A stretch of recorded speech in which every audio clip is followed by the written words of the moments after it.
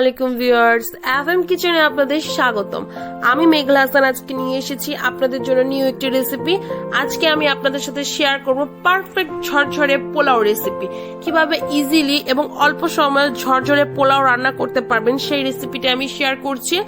আমার মূল রেসিপি আপনারা আমার ফুল ভিডিও আপনারা দেখবেন, না টেনে টেনে দেখবেন, এতে করে কি বুঝতে পারবেন যে কিভাবে আমি পোলাওটা রান্না করেছি আর কিভাবে এটা ঝরঝরে হয়েছে সেই প্রসেসগুলো আমি বলে দিয়েছি।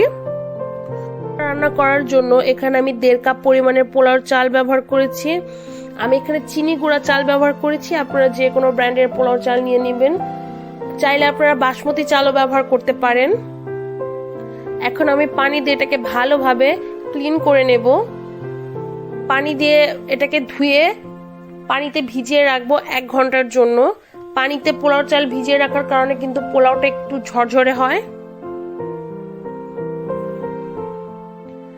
1 ঘন্টা পর আমি ফিরে আসছি। এখন পোলাও রান্না করার জন্য ফিরে এসেছি।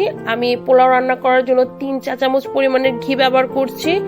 আপনারা চাইলে ঘির পরিবর্তে সয়াবিন তেলও ব্যবহার করতে পারেন, তবে ঘি ব্যবহার কারণে কিন্তু পোলাও থেকে খুব সুন্দর একটা স্মেল আসে ঘির। ঘিটা যখন গরম হয়ে যাবে আমি এটাতে গরম মশলা অ্যাড করে দিব। গরম মশলার মধ্যে আমি এখানে তেজপাতা, 2টো তেজপাতা নিয়েছি, মাঝখান দিয়ে ফাটিয়ে দিয়ে দিচ্ছি। 3টা এলাচি, 2 টুকরো দারচিনি। সবগুলো মশলা ভালোভাবে গরম ঘিয়ে ভেজে নেব, এতে করে কি খুব সুন্দর একটা স্মেল আসবে।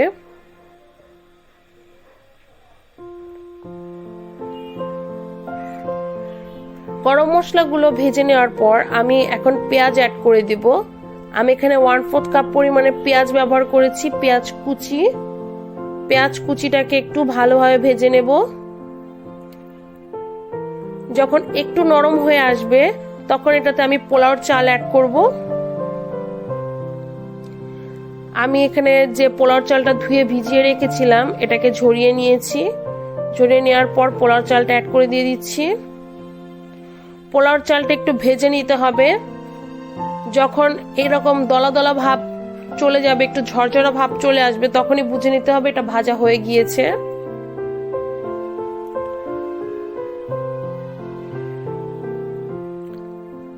পোলাওর চালটা আমার ভাজা হয়ে গিয়েছে, একদম ঝরঝরে দেখাচ্ছে। আমি সম্পূর্ণ রান্নাটা মিডিয়াম টু হাই হিটেই করছি। এখন আমি এটাতে 2.5 কাপ পরিমাণের পানি ব্যবহার করছি।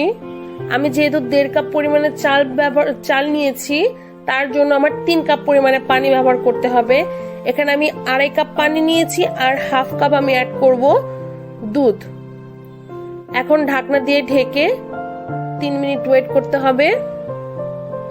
3 মিনিট পর আমি ফিরে এসেছি। দেখতেই পাচ্ছেন চালটা একদম ফুলে গিয়েছে আর পানিটাও শুষে নিয়েছে। এখন আমি বাকি 1/2 কাপ পরিমাণের দুধ দিয়ে দিচ্ছি।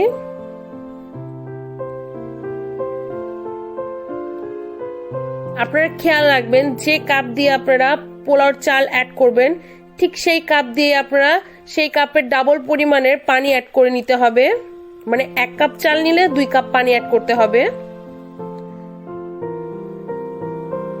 এখন আমি দিয়ে দিচ্ছি মটরশুঁটি 1/4 কাপ পরিমাণের। মটরশুঁটি দিয়ে একটু মিক্স করে নেব।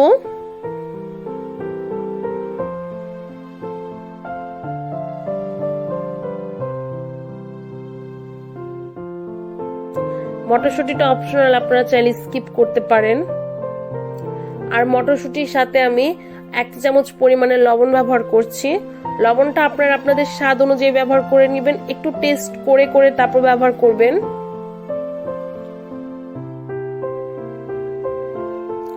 এখন ঢাকনা দিয়ে ঢেকে 5 মিনিট ওয়েট করতে হবে।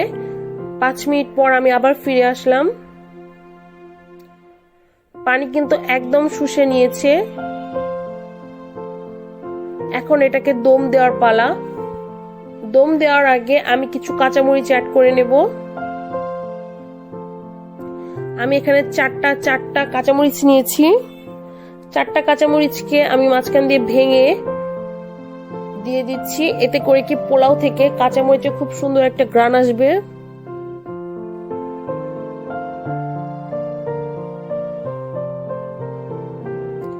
ভালো করে মিক্স করে এখন আমি দম দেব। দম দেওয়ার জন্য আমি এখন খালি চুলা মিডিয়াম টু লো হিটে এরকম একটা সেনি ব্যবহার করে নিচ্ছি। আপনারা চাইলে সেনির পরিবর্তে কিন্তু তাওয়া, মোটা তল বিশিষ্ট তাওয়া ব্যবহার করতে পারেন।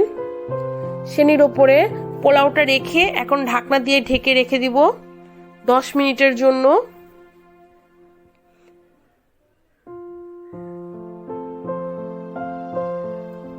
দশ মিনিট পরে আমি ফিরে আসছি। 10 মিনিট পরে আমি ফিরে এসে গিয়েছি। দেখুন আমার পোলাওটা একদম ঝরঝরে হয়ে গিয়েছে, পানি কিন্তু একদম শুকিয়ে গিয়েছে। এখন এটাকে নামিয়ে ফেলতে হবে।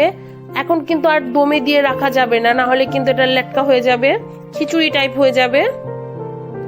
এখন চালটা আমার কুক হয়েছে কিনা আমি দেখিয়ে দিচ্ছি। খুব ইজিলি হাতের সাথে মিশে যাচ্ছে। এখন এটাকে একটু হালকা নেড়ে চেড়ে আমি এখন নামিয়ে ফেলবো। দম দেওয়ার সময় কিন্তু আমি বেশি নাড়াচাড়া করিনি, একদম শেষেই আমি এখন নাড়াচাড়া করতে আসছি। বেশি নাড়াচাড়া করলে কিন্তু পোলাওটা একদম ঝরঝরে থাকে না, লেটকা হয়ে যায়। এখন এটাকে নামিয়ে সার্ভ করে নিচ্ছি।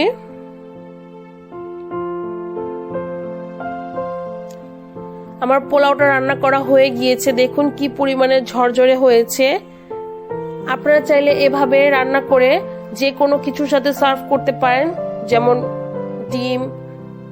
ডিম, খিচুড়ি, ডিম, মুরগি, সবকিছু এভাবে রান্না করে আপনারা সার্ভ করতে পারেন মেহমানদের সামনে। তো আমার ভিডিওটা আপনাদের কেমন লেগেছে অবশ্যই জানাবেন এবং লাইক, কমেন্ট, শেয়ার করে সাবস্ক্রাইব করবেন। এখন আমি বিদায় নিচ্ছি। আল্লাহ হাফেজ।